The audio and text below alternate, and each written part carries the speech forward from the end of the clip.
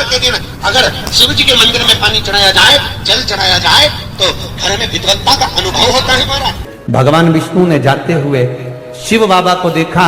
शंकर भगवान से, भगवान नारायण ने कहा आप कुछ कहेंगे नहीं? भगवान शंकर कहते हैं नारायण चिंता मत करो, बुधवार के दिन अगर की दाल चढ़ा कर जाएगा, चने की दाल को मंदिर के पीछे बैठकर ओम नमः शिवाय बोलकर जो नारायण को समर्पित करेगा, उसके मनवांचित फल को मैं 3 महीने में पूरा कर दूंगा, उसके मन की कामना को मैं 3 माह में पूर्ण कर दूंगा। आज भी नियम है, चने की दाल को लेकर जाते, मंदिर के पीछे बैठकर चने की दाल को लेकर ओम नमः शिवाय का जाप करते हैं। 7 बार ओम नमः शिवाय बोलकर चने की दाल वापस घूमकर भगवान विष्णु को समर्पित करी जाती है, तो 3 महीने में मनोकामना पूरी हो जाती है। उस चने की दाल का इतना प्रमाण है, इतना गुड़ जोड़ता। जितने समय अतिथि हमारे घर में रहे, मेहमान हमारे घर में रहे, जिसको हमने आरती के समय पर गुड़ दिया है, जिसको हमने गुड़ दिया है, वो पाकर आनंद के साथ में। अच्छा, कभी तुमने सुना जो जिसके यहाँ पर गणेश जी नहीं होते, शादी ब्याह में अगर गणेश जी नहीं मिलते तो क्या करते हैं, वो गुड़ का जो ढेला होता है ना, उसी को आधा तोड़कर गणेश जी बना के रख देते हैं और उसी आधे गुड़ के ढेले का भोग लगा देते हैं। गुड़ का ही गणेश और गुड़ ही खजा। देखिए जरा भाव देखिए हमारे सनातन धर्म, भगवान को रिझाने का तरीका देखिए। अब कई लोग कहते हैं ये गुड़ से क्या होता है, ये मूंग से क्या होता है, ये धने से क्या होता है, चावल से क्या होता है, बेलपत्र से क्या होता है। अरे भाई, समर्पित करोगे, पाओगे तो जानोगे ना। सावन के बुधवार के दिन जिस लड़का और लड़की का विवाह नहीं हो रहा, बहुत हताश हो गए, परेशान हो गए, विवाह संबंध जमी नहीं रहा, किसी भी बुधवार के दिन तांबे के कलश में चने की दाल को भर लीजिए, किसी भी बुधवार, और तांबे के कलश में चने की दाल को भर लो, उसमें 2 गोल सुपारी रख लो, पूजन वाली सुपारी रखकर 2 सिक्के उसमें रख लो, पीले कपड़े से मुख बांध दो, उसका पूजन करो बुधवार के दिन भी, और गुरुवार के दिन उसका पूजन स्नान करने के बाद करना, पर घर में किसी से बात मत करना, मुख से शब्द मत बोलना, मुख झूठा मत करना।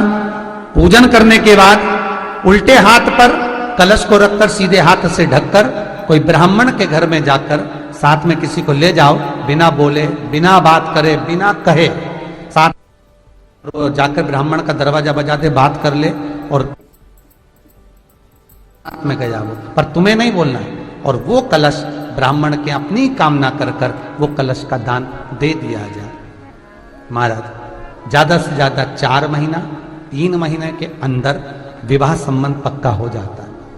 विवाह संबंध, चने की दाल का दान कुछ सहज नहीं है। लग रहा है कि मैं दुखों से पीछा छूट ही नहीं रहा, तब उस जगह पर बेलपत्री के मध्य भाग में पीला चंदन, ये जो पत्ती है और ये 2 पत्ती हैं, ये बड़ी पत्ती और ये बीच की जो 2 पत्ती हैं, इसके बीच में जो डंडी का भाग रहता है, जो बीच में डंडी का जो भाग है, बड़ी पत्ती और ये 2 छोटी पत्ती के मध्य में जो डंडी का भाग है, उस डंडी के भाग में पीला चंदन और एक अक्षत पीला शंकर भगवान को प्रदोष के दिन आप अगर प्रदोष काल में समर्पित कर रहे हैं, तो ये निश्चित है कि धीरे धीरे कर कर वो दुख समाप्त होगा, वो दुख कटेगा ही।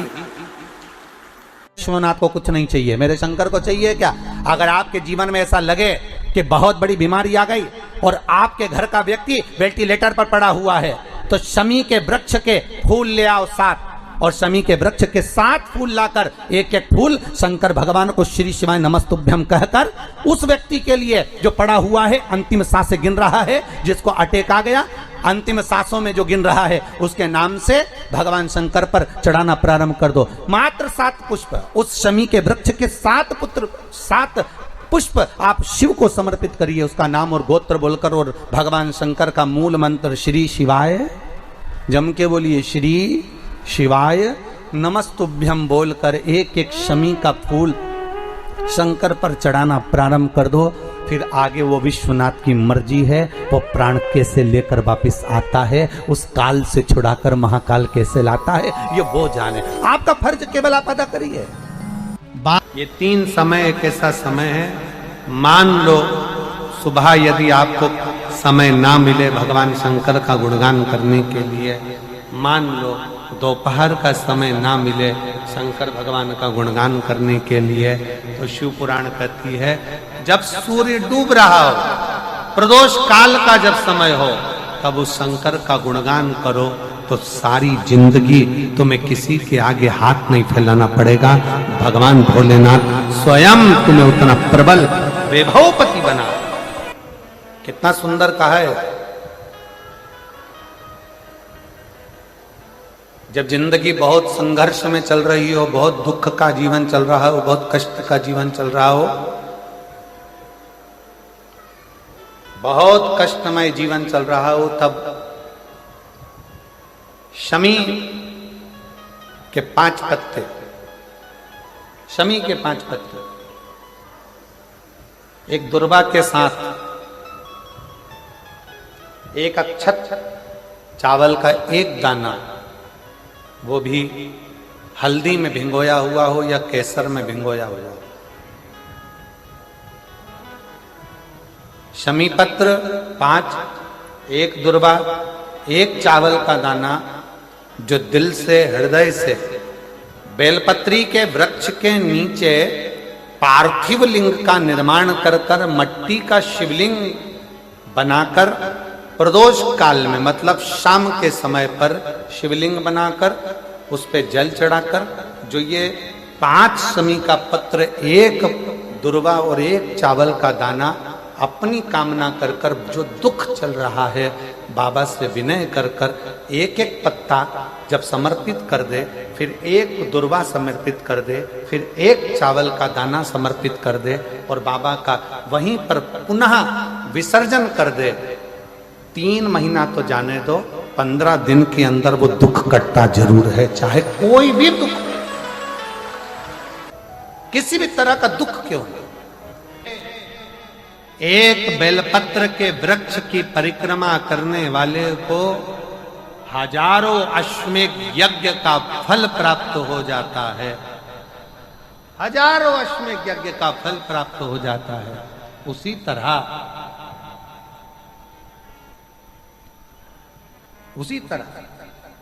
एक पार्थिव लिंग का निर्माण करने वाले को, मिट्टी का शिवलिंग का निर्माण कर कर पूजन करने वालों को 12 ज्योतिर्लिंग के शिवलिंग के दर्शन का पुण्य फल प्राप्त। जब श्री बद्रीनाथ भगवान विश्राम करते हैं, पट जब बंद होते हैं, तो मेरे नारायण के हृदय से बाहर जो लक्ष्मी जी का मंदिर है, वहां से लक्ष्मी जी को लाकर हृदय से लगाया जाता है और भगवान को एक कम्मल पूरा घी में उसको लपेट कर, पूरे घृत में उसको लगाकर, गौ माता के घृत में उसको लगाकर नारायण को भगवान शिव का स्मरण कर कर लपेटा जाता है। भगवान नारायण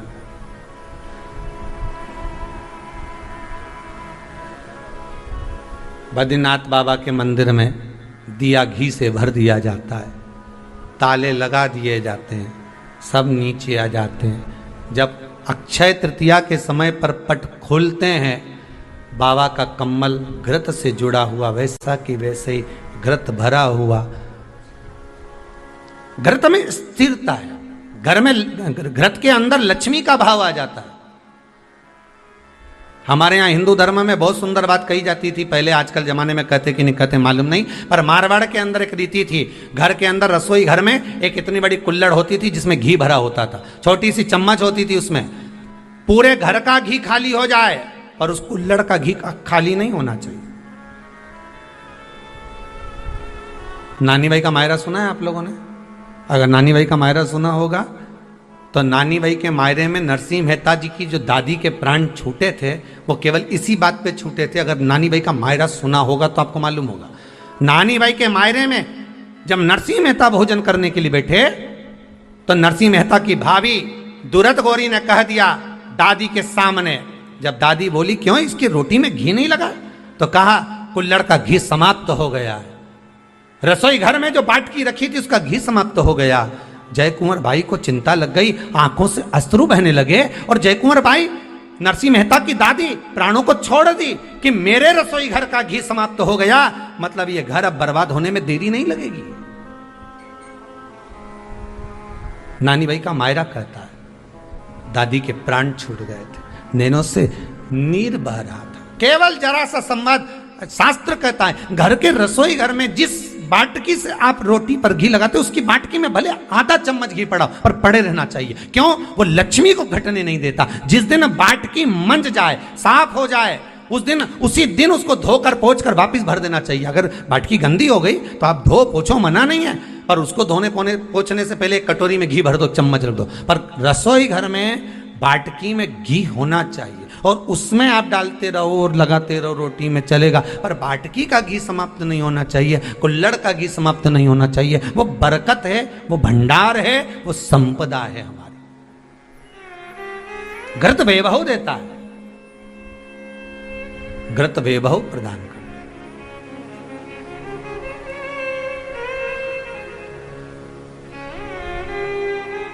घृत वैभवता देता है। कितना सुंदर कहा है। शंकर भगवान के शिवलिंग पर घृत चढ़ाने के बाद आपने दही चढ़ाया शिव जी को, ठीक है, आपने दूध चढ़ाया, जल चढ़ाया, दही चढ़ाया, शहद चढ़ाया, शक्कर चढ़ाई, मिष्ठान चढ़ाया, जो भी आप शिव जी को चढ़ा रहे हो उसमें से केवल एक पदार्थ, एक वस्तु, घी शंकर के शिवलिंग पर चढ़ाने के बाद में उसी शिवलिंग का घृत, जहां शिवलिंग रखा हुआ है, शिवलिंग जहां रखा रहता है उस कटी पर उस घृत से हस्त फेर देना चाहिए अपनी मनोकामना कर कर।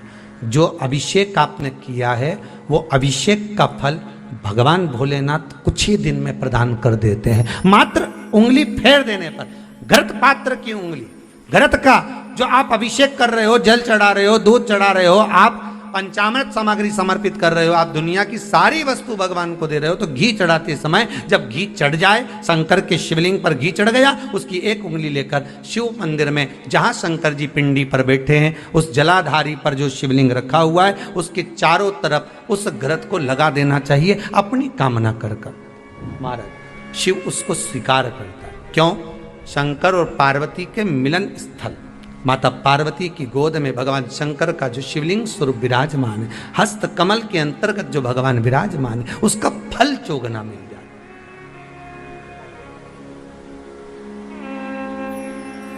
शक्तिपीठ नाम सुना है? अरे बोलो तो, जितने लोग कथा सुन रहे, शक्तिपीठ नाम सुना है? शक्तिपीठ का मतलब क्या होता है? जहां पर माता सती के अंग के टुकड़े होकर गिर पड़े वो शक्तिपीठ के रूप में निर्मित हो गए। तो जितनी भी शक्तिपीठ होती है उन शक्तिपीठ में आप लड्डू चढ़ाएं, पेड़ा चढ़ाएं, वस्त्र चढ़ाएं, आभूषण चढ़ाएं, सोना चढ़ाएं, चांदी चढ़ाएं, मुद्रा चढ़ाएं, आपकी मर्जी पड़े करोड़ों रुपए चढ़ाएं, मना नहीं है। पर शक्तिपीठ का दर्शन करने जब जाएं तो कम से कम थोड़ा साथ में गाय का घृत, असली घी साथ में लेकर अवश्य जाएं। क्यों? शक्तिपीठ पर भी घी समर्पित करने से मनोकामना पूर्ण हो जाती है। आप आएंगे शक्तिपीठ का दर्शन करके और मनोकामना पूर्ण होना है। मात्र शक्तिपीठ। आप चढ़ाए वस्तु ढेर चढ़ाए, आप सोना चांदी अंबारियों में धन दौलत सब चढ़ाए, पर साथ में आप चुनरी चढ़ा रहे हैं, साड़ी चढ़ा रहे हैं, घृत भी दीजिए, घृत भी प्रदान।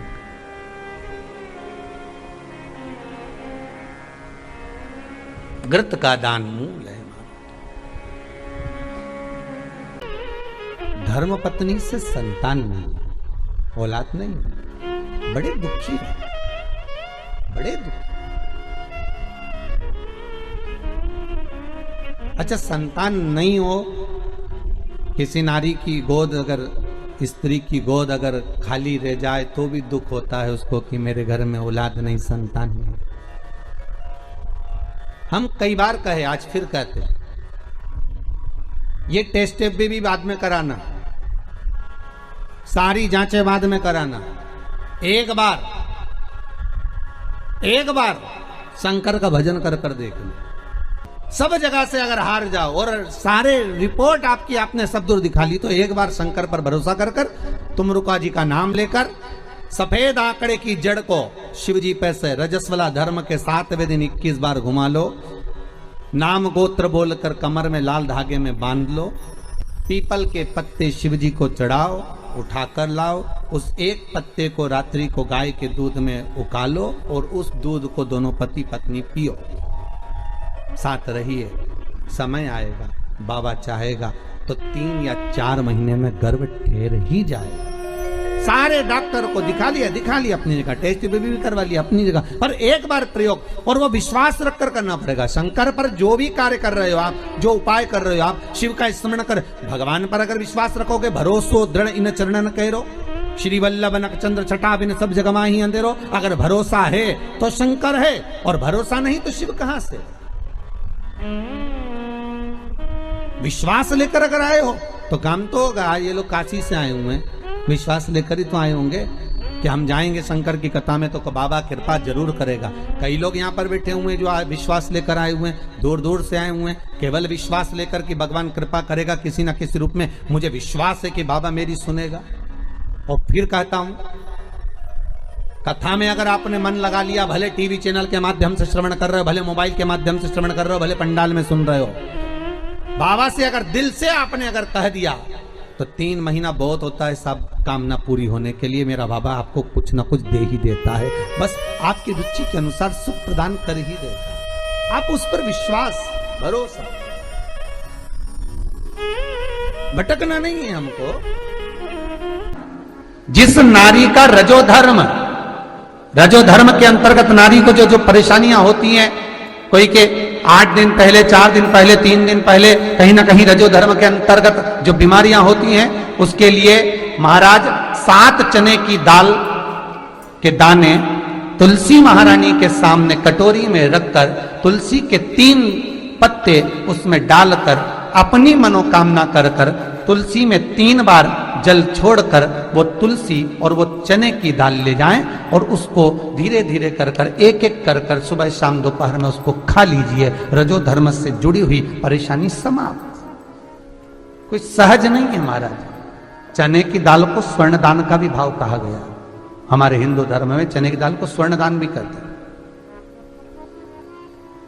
जो व्यक्ति स्वर्ण दान नहीं कर पाता वो चने की दाल का दान कर देता है, तो स्वर्ण दान के बराबर मान्य है महाराज। फिर निवेदन करा, चने की दाल का व्याख्यान वर्णन फिर किया गया। मान लो कोई प्लाट है, कोई प्रॉपर्टी है, कोई जमीन है, कोई जायदाद और नहीं बिक रही, बहुत परेशान हो गए, लाखों करोड़ों रुपए तुम्हारे डूब गए और ये प्रॉपर्टी बिके, तब तुम उबरो, तो उसके लिए चने की दाल को एक रात्रि पहले रविवार के दिन घर में गला लीजिए और उसको गलाकर दूसरे दिन उसमें थोड़ा सा चंदन मिलाकर पीस लीजिए। पर पीसना आपको मिक्सर में नहीं है, पीसना आपको सिलवट्टे पर, चकोटी पर जो आपके यहाँ उससे उसको पीस लीजिए। और पीसने के बाद उसमें थोड़ा सा दूध मिलाकर शिव मंदिर में जाकर शंकर भगवान के शिवलिंग का सोमवार के दिन लेपन करिए। लेपन कर कर अपनी कामना कर कर शिवलिंग पर 3 उंगलियां लगा लीजिए महाराज, अपनी कामना कर कर। जो 3 उंगलियां आपने लगाई है, उंगली हटाते समय चंदन के लेपन को जो लगाया आपने, चने की दाल का लेपन, स्वर्ण का लेपन, उसको हम कहते हैं स्वर्ण लेपन, उसको लेकर आ जाइए महाराज। उसको थोड़ा सा लेकर आ जाओ, एक किसी भी फूल में उसको लगाकर जो जमीन, जो प्रॉपर्टी, जो जगह बेचना है वहां पटक दीजिए महाराज। उसके ग्राहक आना चालू हो जाएंगे और वो प्रॉपर्टी शीघ्र बिक जाएगी। अपनी कामना के अनुसार बिकेगी कि कितने में आपको बेचना, अपने अनुसार। महाराज चने की दाल स्वर्ण दान के बराबर है। चने की दाल को सहज नहीं समझा जाता, गुरु भक्ति के लिए बहुत मूल है। माताएं कई बार पीले गुरुवार करती हैं या केले के पेड़ के नीचे पूजन करती है तो चने दाल समर्पित करती है। क्यों करती है? उसका भाव है स्वर्ण दान के लिए, मनवांचित फल की प्राप्ति के लिए, मनोकामना के लिए। जिस जमीन में फसल कम होती हो, जिस जमीन में प्रॉपर्टी के अंतर्गत कहीं लाभ नहीं मिल रहा हो, जो कई लोग वो जमीन की दलाली का काम करते हैं ना, जमीन बेचवाते हैं, खरीदवाते हैं और कोई लाभ ही नहीं मिल रहा, कई दिनों निकाल दिए, साल निकाल दिए, कोई लाभ नहीं हुआ, तो निवेदन है शंकर भगवान के मंदिर में शिवलिंग पर 108 चने के दाल समर्पित करो। उस 108 चने की दाल को प्रदोष के दिन शाम के समय समर्पित कर उस दाल को उठाकर लिया, जेब में पीले रुमाल के साथ उसको बांध कर रख लो। किसी प्रॉपर्टी का सौदा कराने जाओ, उसको पटक कर लेकर जाओ, आपके लाभ होना चालू, सौदे होना चालू, आपको कमीशन मिलना चालू। बद्रीनाथ में अगर 41 दाने चने की दाल के पीले कपड़े में बांध कर जो शंकर भगवान के 41 बार नाम लेकर बद्रिकाश्रम को चढ़ाता है, आज भी उसकी मनोकामना पूरी हो जाती है। इसलिए बद्री नारायण में चने की दाल चढ़ती है। क्यों चढ़ती है किसी को नहीं मालूम, पर उसका कारण यह शिव महापुराण में लिखा कि बद्रिकाश्रम में चने की दाल शंकर भगवान का नाम लेकर चढ़ाई जाती है। क्यों? क्योंकि जब जैसे दादी को स्वर्ण सीढ़ी चढ़ाते हैं, देखा स्वर्ण सीढ़ी चढ़ाते हैं तो चने की दाल बर्तन में भरते हैं, फिर उस पर सोने की सीढ़ी रखते हैं, तब वो स्वर्ण सीढ़ी चढ़ती है। उसी तरह जब हम किसी बच्चे को गोदी लेते हैं और उसको कोई दान देते हैं, अपना मकान अपनी जायदाद जब उसके नाम लिखते हैं, तो बच्चे को जब गोदी लिया जाता है तो सामने थाली में चने की दाल भरी जाती है। नामकरण संस्कार जब बच्चे का किया जाता है तो सामने थाली में चने की दाल रखी जाती है। क्यों? चने की दाल जब हम दान करते हैं तो स्वर्ण के बराबर दान का, प्रॉपर्टी के बराबर दान का लाभ जीव को प्राप्त होता है। आज भी नारायण के मंदिर में बद्रिकाश्रम में 41 दाने चने की दाल के देने पर, आपको 41 तो गिनता नहीं इसलिए पोटली में बांध कर ले जाता है, जितने हैं दे दो, शिव का नाम समर्पित करिए। हर हर भगवान शिव का नाम लेकर बद्रिकाश्रम में चने की दाल का दान। अच्छा, इसलिए केदारनाथ में जपा जाता है नारायण नारायण और बद्री आश्रम में जपा जाता है ओम नमः शिवाय। दोनों जगह विपरीत दशा है। केदारनाथ जी में क्या जपना चाहिए? श्रीमन नारायण, ओम नमो भगवते वासुदेवाय, श्री कृष्ण शरणम मम। ऐसे केदारनाथ जी में बैठकर भगवान का नाम का जाप करना चाहिए। और बद्रिकाश्रम में जब भी जाओ तो मुख से ओम नमः शिवाय, ओम नमः शिवाय। जैसे व्यक्ति का कोई काम नहीं हो रहा हो, बहुत दिन से लगे, बहुत समय से लगे, ये काम हो ही नहीं रहा, तो शंकर जी का नाम को उल्टा कर कर जपना चालू कर दो। नमः शिवाय ओम। सीधा नाम क्या है? ओम नमः शिवाय, शिवाय नमः ओम।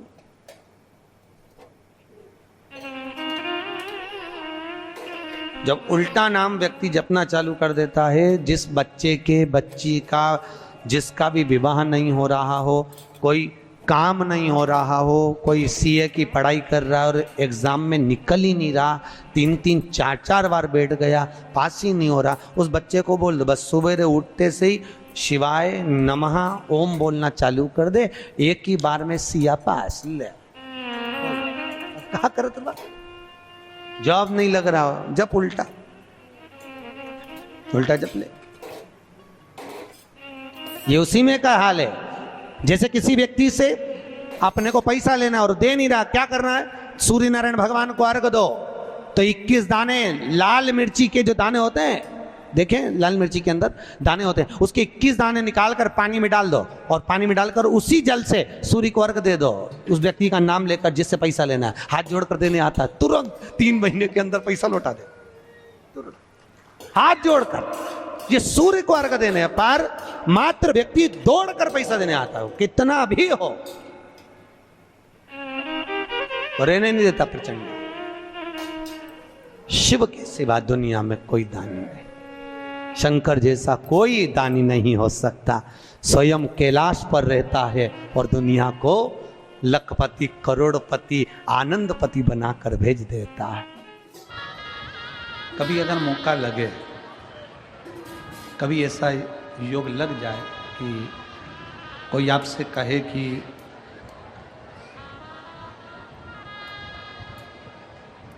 आपके शरीर में बहुत भारी कोई रोग हो गया और बहुत बड़ा रोग है, बहुत रोग, और शरीर में बहुत बड़ा रोग हो गया हो और वो रोग समाप्त नहीं हो रहा, वो रोग समाप्ति की ओर जा ही नहीं रहा, रोग समाप्त हो ही नहीं रहा, तो एकांक्षी नारियल लीजिए। श्रीफल, नारियल देखा है सब लोगों ने? श्रीफल जो होता है, नारियल जो होता है, एकांक्षी नारियल। एकांक्षी नारियल से मतलब है कि नारियल में जो जटा होती है उस जटा के स्थान पर 3 नेत्र होते हैं। किसी किसी नारियल में 2 नेत्र होते हैं, किसी में 3 नेत्र होते हैं, किसी में 2 नेत्र होते हैं, किसी में 3 नेत्र होते हैं। तो 3 नेत्र वाला नहीं, 2 नेत्र वाला नहीं, कभी अगर मिल जाए, भूलवश तुम्हारे हाथ में आ जाए, एकांक्षी नारियल।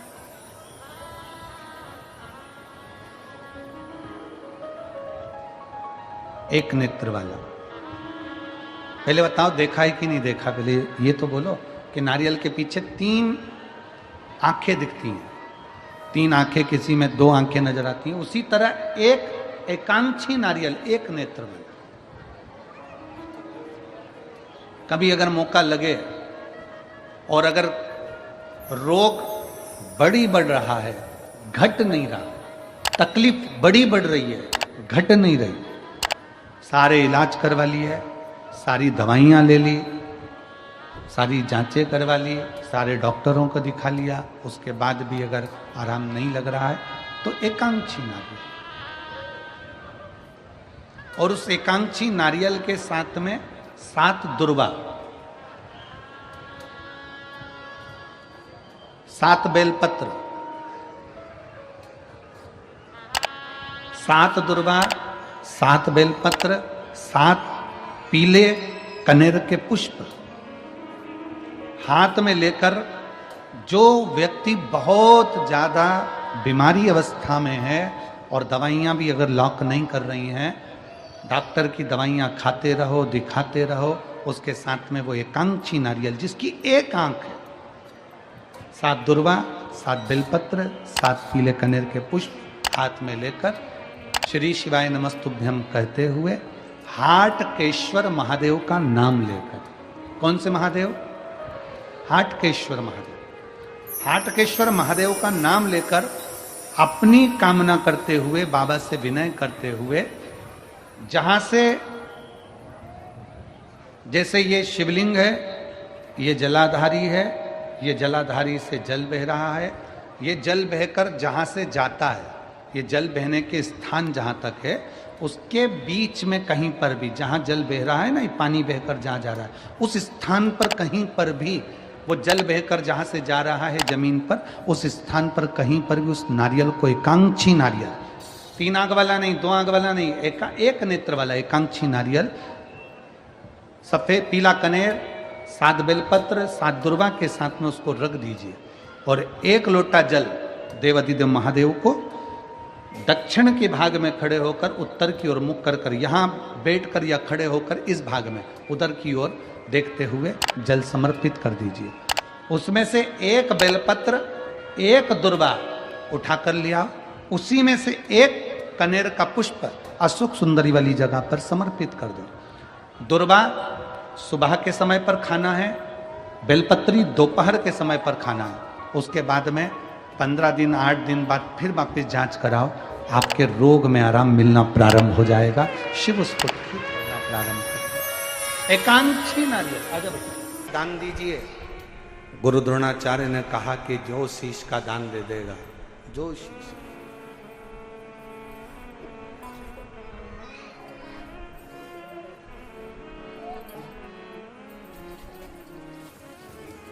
मेरे शंभू ने कहा, मेरे शंकर ने, इस पवित्र कथा का आनंद कर रहा है, हस्तिनापुर शिव महापुराण की कथा कर रही है, जो शीश का दान देगा वो मुझसे शस्त्र विद्या सीख लेगा।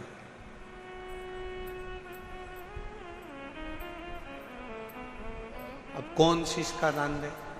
सब 105 जितने शिष्य बैठे थे गुरु द्रोणाचार्य के, उसमें से 100 शिष्य उठकर चले गए। 5 शिष्य बैठे रहे पांडव, उसमें भी एक अर्जुन सामने बैठा रहा, तलवार उठाई और शीश के पास लेकर जाने लगा, काट कर शीश का दान देने लगा। गुरु द्रोणाचार्य ने मना कर दिया, मुझे कटा हुआ शीश नहीं, तेरे धड़ पर लगा हुआ शीश मेरे चरणों में पड़ जाएगा, उतना दान बहुत है और मैं तुझे दे दूं, मत दीजिए।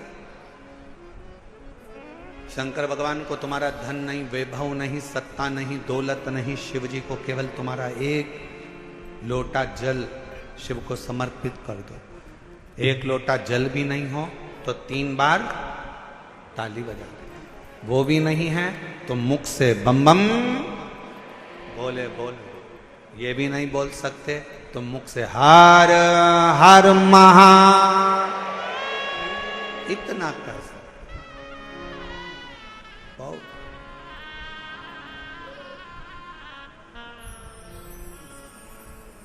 कुछ नहीं। जिस दिन अहंकार छोड़कर, अभिमत्ता त्याग कर, अभिमान का त्याग कर कर, जिस दिन अहंकार को छोड़कर तुम शिव की ओर बढ़ोगे, शिव तुम्हें प्राप्त हो जाए। हस्तिनापुर शिव महापुराण की कथा में हस्तिन नाम का जो राजा था वो शंकर का परम उपासक था, जिसने इस राज्य को बसाया था।